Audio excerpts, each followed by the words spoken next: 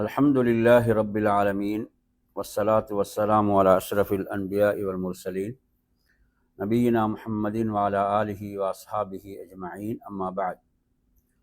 அன்பிற்குரிய சகோதரர்களே, தாய்மார்களே, சகோதரிகளே, அஸ்ஸலாமு அலைக்கும் வரஹ்மத்துல்லாஹி வபரகாத்துஹு. அல்லாஹு தஆலா தனது திருமறையிலே குறிப்பிடுகின்ற போது தனது தூதரை பார்த்து சொல்கிறான், வஸ்தக்இம் கமா உமிர்த், உமக்கு எவ்வாறு ஏவப்பட்டதோ அவ்வாறு நீர் மார்க்கத்தில் உறுதியாக நிலைத்திருப்பீராக என்று ரப்புல் ஆலமீன் சொல்கிறான். எனவே மார்க்கத்திலே அல்லாஹ் எப்படி கட்டளையிட்டானோ அப்படித்தான் நாம் உறுதியாக இருக்க வேண்டும் என்பதுதான் அல்லாஹ்வுடைய தூதருக்கே இடப்பட்ட கட்டளையாகும். எனவே நாம் விரும்பியபடி, நாம் விரும்பிய பிரகாரம் நாம் மார்க்கத்திலே செயல்பட முடியாது. அல்லாஹ்வுடைய கட்டளை அந்த வசனத்திலே வருகிறது, வமன் தாப மஅக்கனும் வருகிறது. உம்மோடு யார் தௌபா செய்தார்களோ அவர்களும் ஏவப்பட்டபடி மார்க்கத்தில் உறுதியாக நிலைத்திருக்குமாறு அல்லாஹ் பணிக்கின்றான். ஒருவர் விரும்பியபடி மார்க்கத்தில் நிலைத்திருப்பதாக இருந்தால் அதற்கு மிக தகுதியானவர் அல்லாஹ்வின் தூதர் ஸல்லல்லாஹு அலைஹி வஸல்லம் அவர்கள். ஆனால் அவர்களுக்கு அல்லாஹ்விடமிருந்து எப்படி கட்டளை வந்ததென்றால், அல்லாஹ் எப்படி ஏவினானோ அப்படித்தான் நீங்கள் மார்க்கத்தில் செயல்பட வேண்டும். எனவே அன்பிற்குரியவர்களே, இன்று நாம் பார்க்கிறோம், பலர் தங்களுக்கு விரும்பியபடி மார்க்கத்தை வளைப்பதை பார்க்கின்றோம். தங்களுடைய வசதிக்கேற்ப மார்க்க கருத்துக்களை எல்லாம் மாற்றுவதையெல்லாம் நாம் பார்க்கின்றோம். அதற்கு பல வியாக்கியானங்களை அவர்கள் கொடுத்து கொள்வார்கள். இதில் நாம் மிக எச்சரிக்கையாக கவனமாக இருக்க வேண்டும். நறுமை சகோதரர்களே, மார்க்கத்தில் நாம் உறுதியாக நிலைத்திருப்பதற்கு அறிஞர்கள் காட்டிய சில வழிகாட்டல்கள், குர்ஆனிலிருந்தும் சுன்னாவிலிருந்தும் அவர்கள் காட்டிய வழிகாட்டல்களில் சிலதை நாம் இன்று நினைவுபடுத்திக் கொள்வோம். அதில் ஒன்றுதான் ஒருவர் தனிமையிலே அல்லாஹுவை அஞ்சுதல். ஒருவர் தனிமையிலே அல்லாஹுவை அஞ்சுவதென்பது அவர் மார்க்கத்திலே உறுதியாக இருப்பதற்கு மிக முக்கியமான காரணிகளுள் ஒன்றாக அடையாளப்படுத்துகிறார்கள். ஏனெனில் அதாவது இரகசியமாக அவர் அல்லாஹ்வுக்கு கட்டுப்படுகின்ற போது அவர் வெளிப்படையாக அல்லாஹ்வுக்கு மாறு செய்ய மாட்டார். ஏனெனில் தனிமையிலே இருக்கின்றார். பாவம் செய்வதற்கான அத்தனை சூழலும் அங்கிருந்தும் அவர் அல்லாஹ்வுக்கு பயந்து செயல்படுகிறார் என்றால் அவர் நிச்சயமாக பகிரங்கமாக அல்லாஹ்வுக்கு மாறு செய்ய மாட்டார். எனவே அதே போன்றுதான் இதற்கு நேர் மாற்றமான நிலை. ஒருவர் மார்க்கத்திலே நிலை குலைந்து போவதற்கு பெரிதும் காரணமாக இருக்கக்கூடிய ஒன்றுதான் அவர் தனிமையிலே செய்யக்கூடிய பாவங்கள், தனிமையிலே செய்யக்கூடிய தவறுகள். எனவே நறுமையான சகோதரர்களே, தனிமையிலே ஒருவர் எந்த அளவு அல்லாஹுவை பயப்படுகிறாரோ அந்த அளவு அவர் நிச்சயமாக மார்க்கத்தில் உறுதியாக இருப்பார். அல்லாஹ் சொல்கிறான், இன்னல்லதீன யக்ஷௌன ரப்பஹும் பில் கைப் லஹும் மக்ஃபிரத்தும் வ அஜ்ரும் கபீர். இவர்கள் மறைவில் அல்லாஹுவை அஞ்சுவார்களோ அவர்களுக்கு அவனது மன்னிப்பும் மகத்தான கூலியும் இருக்கிறது என்று அல்லாஹு தஆலா சொல்கிறான். மன்னிப்பை அவர்கள் கேட்காமலே அல்லாஹ் அவர்களுக்கு மன்னிப்பு வழங்குவதாக வாக்களிக்கின்றான். எனவே நறுமையான சகோதரர்களே, இது நாம் இதிலே பார்க்கக்கூடிய மிக முக்கியமான ஒரு விடயமாக இருந்து கொண்டிருக்கிறது. அடுத்ததாக நறுமை சகோதரர்களே, நாம் அல் குர்ஆனை நன்றாக விளங்கி ஓதுவது, இது நம்மை மார்க்கத்திலே உறுதியாக ஆக்கும். நாம் குர்ஆனை விளங்கி ஓதுவது இருக்கிறதே, அது நம்மை மார்க்கத்தில் உறுதியாக வைக்கும். அல்லாஹு தஆலா குர்ஆனிலே சொல்கின்ற போது அதன் மூலம் உமது இதயத்தை உறுதிப்படுத்துவதற்கென்று சொல்கிறான். எனவே அந்த அடிப்படையிலே நாம் அல் குர்ஆனை ஓதுகின்ற போது நாம் என்ன செய்ய வேண்டும்? நல்ல சிந்தனையோடு உள்ளத்தை திறந்து அந்த வசனங்களை நன்றாக நாம் விளங்கி நமது உள்ளத்தை திறக்கக்கூடிய வசனங்களை திரும்ப திரும்ப ஓதி இவ்வாறு நாம் மார்க்கத்திலே உறுதியாக வேண்டும். இது இதில் நாம் பார்க்கக்கூடிய இரண்டாவது விடயமாக இருந்து கொண்டிருக்கிறது. அல் குர்ஆனை நாம் என்ன செய்வது? விளங்கி ஓதுவது. மூன்றாவது என் அருமையான சகோதரர்களே, இதில் நாம் கவனிக்க வேண்டிய விடயம் என்னவென்று சொன்னால், அதாவது அல்லாஹுவை நாம் திக்ரு செய்தல், அல்லாஹுவை நாம் அதிகம் திக்ரு செய்தல். திக்ரு செய்யக்கூடிய உள்ளம் உயிரோடு உள்ளமாக இருந்து கொண்டிருக்கிறது. அல்லாஹுவை திக்ரு செய்யாத உள்ளம் மரணித்த உள்ளமாக இருக்கிறது. மரணித்த உள்ளத்தை ஷைத்தான் விரும்பியவாறு என்ன செய்வான்? அதை அவன் தனக்கு சாதகமாக திருப்புவான். எனவே அவர் மார்க்கத்தில் உறுதியற்று பலவீனப்பட்டு போவதற்கு அது பெரிதும் காரணமாக இருக்கிறது.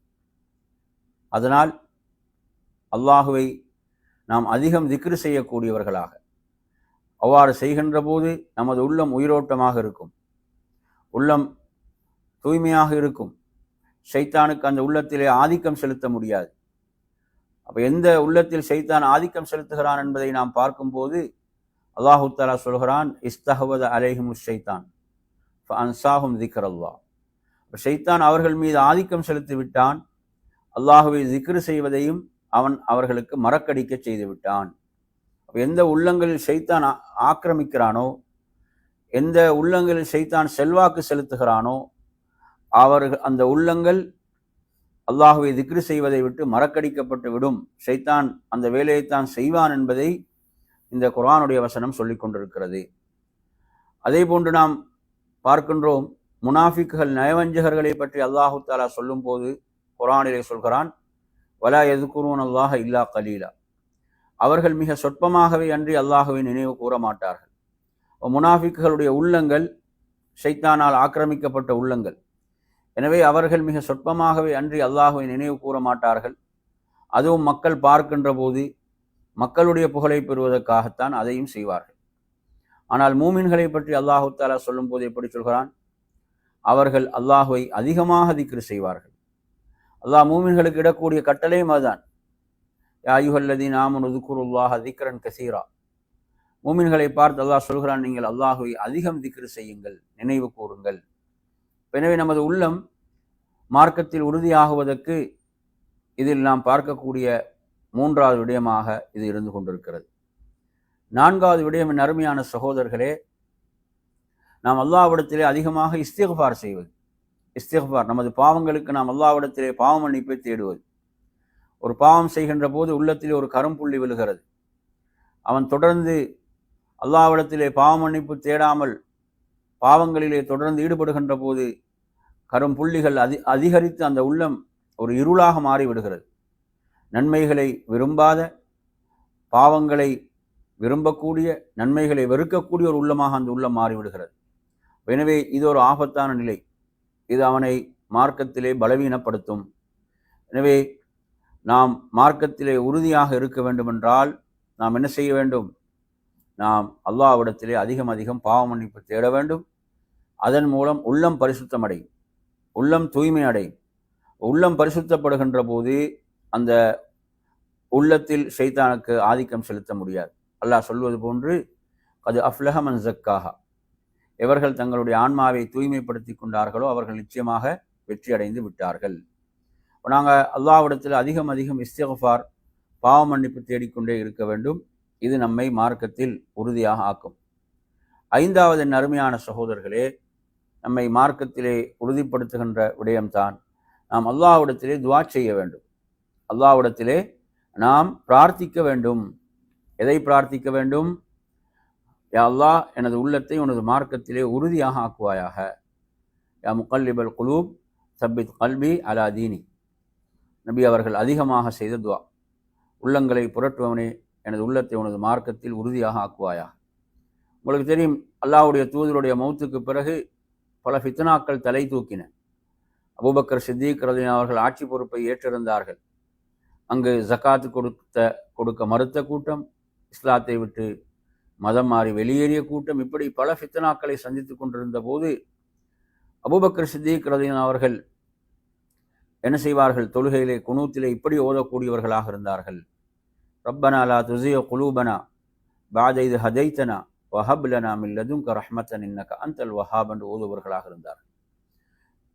இந்த உம்மத்தில் அல்லாஹ்வுடைய தூதருக்கு பிறகு மிகச்சிறந்த மனிதர், மிக சிறந்த ஈமானுக்குரியவர் அவர் அல்லாஹ்விடத்தில் எதை பிரார்த்தித்து கொண்டிருந்தார் என்றால், அந்த குழப்பங்களின் போது எமது உள்ளங்களுக்கு நீ நேர்வழி காட்டிய பிறகு அதை வழிதவரச் செய்து விடாதே என்பதைத்தான் பிரார்த்தித்து கொண்டிருந்தார்கள்.